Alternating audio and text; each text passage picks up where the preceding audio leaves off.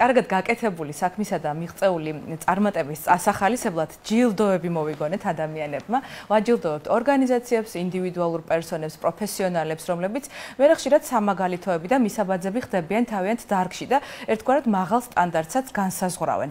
ეს სტანდარტი წლებია აქვს ირინა ხაჟალიას ლინგვისტიკაში. მას ჩვენი თანაქალაქელები კარგად იცნობენ როგორც ინგლისური ენის სპეციალისტს და ახლა გაიცნობენ ახალი სტატუსითაც. ოსკაროსანი განათლების დარგში. განათლების ოსკარი, განათლების დარგში მიღწეული წარმატების, სამოქალაქო აქტიურობისა და საზოგადოების განვითარებისკენ მიმართული პროექტების წარმატებით განხორციელებისთვის მას ჰარვარდის უნივერსიტეტში გადასცეს, რა დროსაც ასევე განათლების დოქტორის წოდება მიენიჭა. მოკლედ, ქართული განათლება ოსკარით დაფასდა და ბათუმში წამოვიდა, თუმცა მხოლოდ ოსკარით არ დაბრუნდა ქალბატონი ირინა საქართველოში და ამერიკული ვიზიტიდან კიდევ ერთი სასარგებლო პროექტი გამოიყოლა, რომლის მონაწილე ნებისმიერი მსურველი შეგეძლიათ გახდეთ. ცოტას დაგისპოილერებთ, ტექნოლოგიები განათლებაში ესაა ამ სასწავლო პროექტის თემა და სულ ჰარვარდის და სტენფორდის უნივერსიტეტის პროფესორები გასწავლიან. უფრო მეტ დეტალს თავად ირინა ხაჟალია მოგიყვებათ და ყურადღებით მოусმინეთ ამ ვიდეოს ახლა.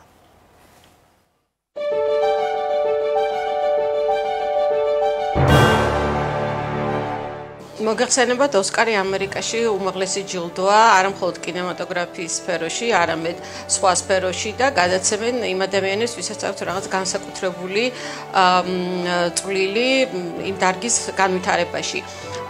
მე შარშან ოქსფორდის უნივერსიტეტში ვიყავი მიწვეული, დამაჯილდოვეს, მომანიჭეს სწორად განათლებაში საპატიო დოქტორის წოდება და სწორედ ოქსფორდის უნივერსიტეტმა გამიწია რეკომენდაცია ჰარვარდში წავსულიყავი.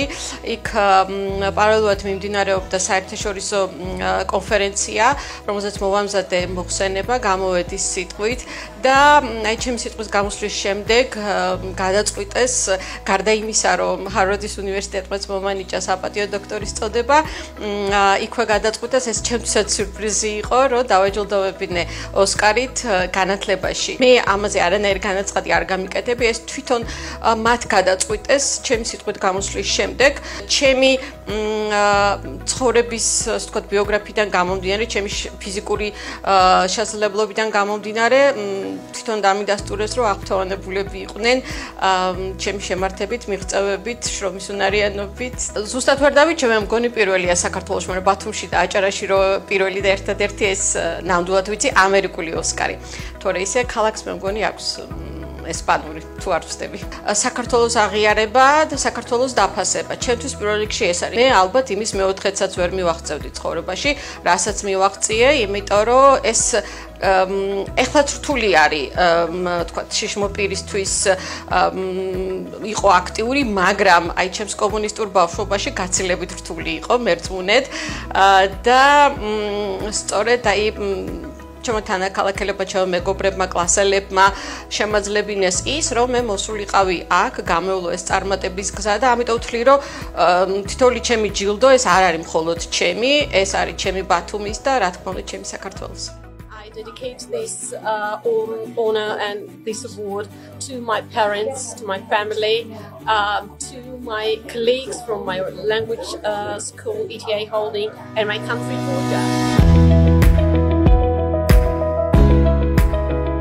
ჰარვარდის კონფერენციის დასრულების შემდეგ და ასე ვთქვათ ამ ჯილდოების გადაცემის შემდეგ მე წავედი ნიუ-იორკში, იმიტომ რომ კიდე მეორე მნიშვნელოვანი ასე ვთქვათ ეტაპი მქონდა ამერიკაში ვიზიტის დროს გასახოციელებელი.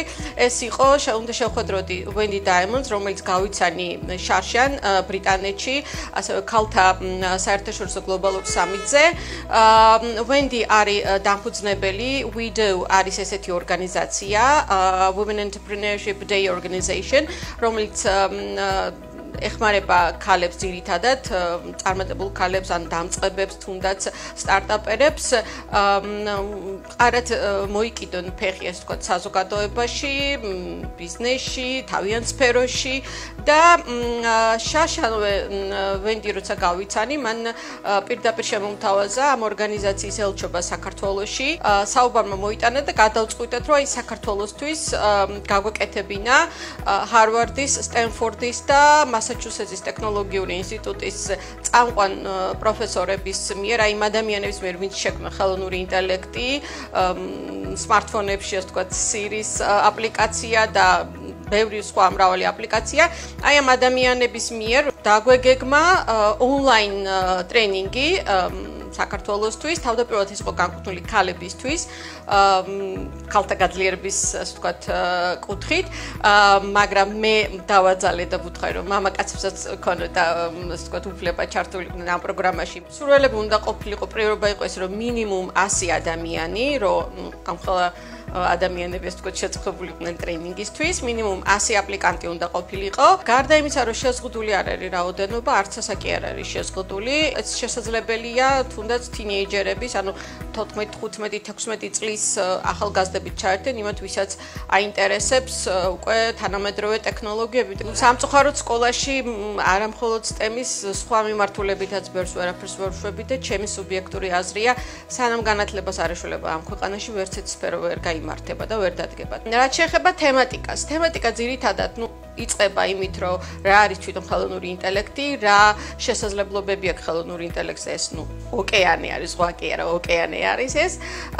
და ძირითადი აპლიკაციები, რაც სადღეისოდ, თქვათ, არის უკვე შემუშავებული და რაც ადამიანს ყოველდღიურ ცხოვრებაში გამოადგება, ხვალ თუ არა ზეგ უკვე აუცილებლობა იქნება და ის ნამდვილად შემოაჩვენს ცხოვრებაში, ყველა სფეროს მოიცავს და ამიტომ ის ადამიანები, ვინც აი ორიენტირებულია განვითარებაზე და დროსთან ერთად ნაბიჯების გადადგმაზე, იმათ რომ მიეცეთ ეს შესაძლებლობა და მიიღონ ეს ტრენინგი უფასოდ. ეს არის ნებისმიერი მსურველისთვის, არა მხოლოდ ბათუმში და აჭარის რეგიონში, არამედ საქართველოს მასშტაბით და 8 შეხვედრის შემდეგ უკვე ითვლება, რომ კურსი დასრულდა და თუ კი თქო ადამიანი ყველას ესწრებოდა და თუ ვერ ესწრებოდა, ყოველ შემთხვევაში გაიარა მასალა და ამუშავა, შემდეგ შემპირდნენ, რომ იქნება ამერიკული სერტიფიკატიც, არა ჩემი, არამედ ამერიკული სერტიფიკატიც.